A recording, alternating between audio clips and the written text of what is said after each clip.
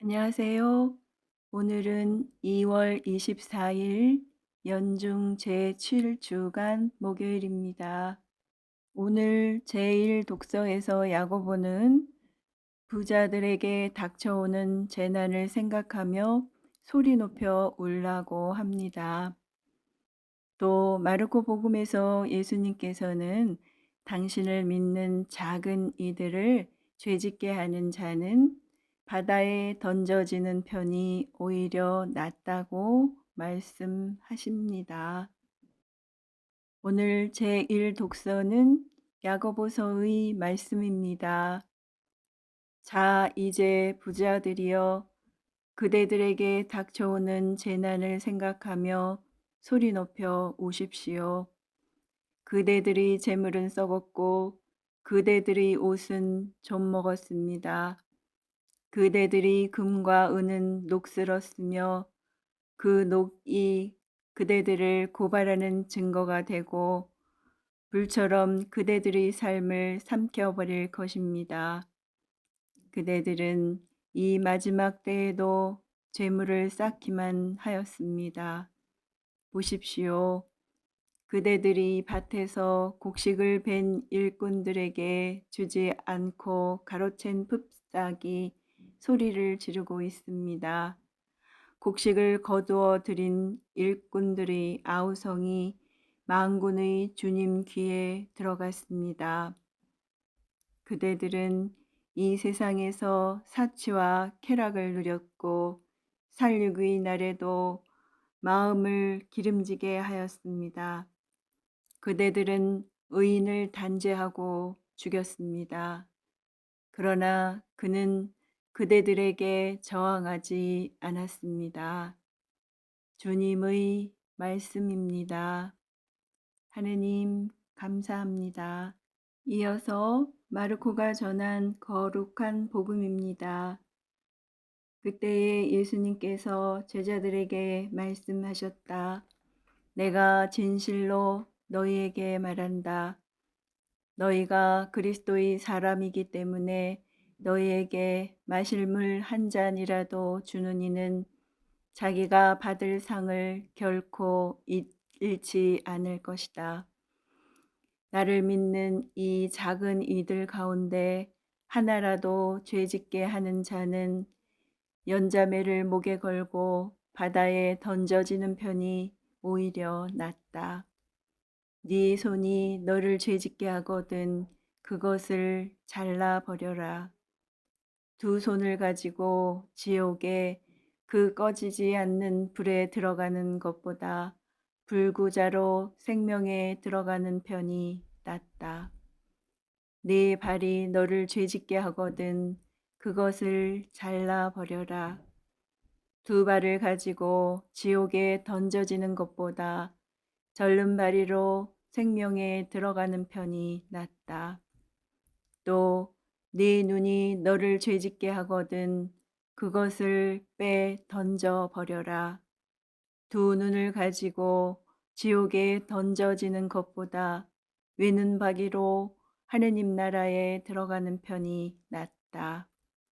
지옥에서는 그들을 파먹는 구더기도 죽지 않고 불도 꺼지지 않는다.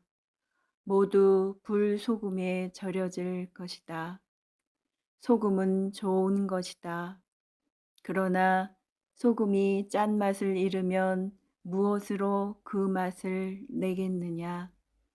너희는 마음에 소금을 간직하고 서로 평화롭게 지내라.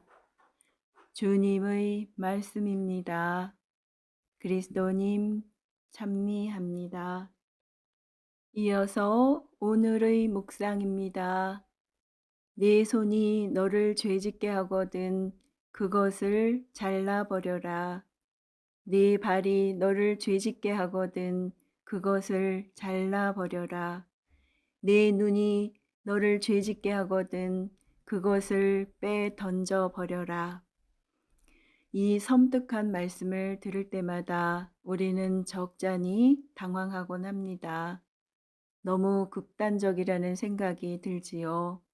솔직히 나약한 인간이 죄 짓는 경우가 한두 번이 아닐 텐데 그럴 때마다 몇 개 되지도 않는 주요 신체 부분을 정말로 하나 둘 잘라 버리라는 말씀이신지 묻게 됩니다.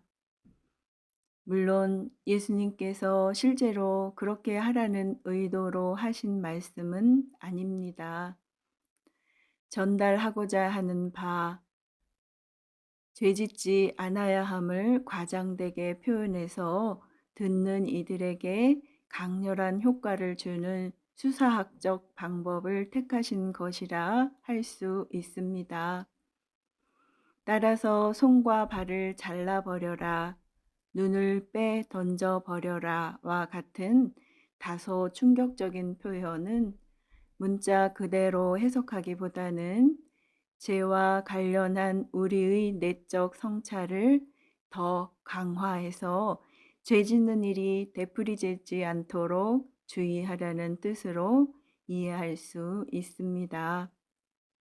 그런데 우리 신체의 주요 부분 가운데 특히 손과 발, 그리고 눈이 언급된다는 점을 주목해야 합니다.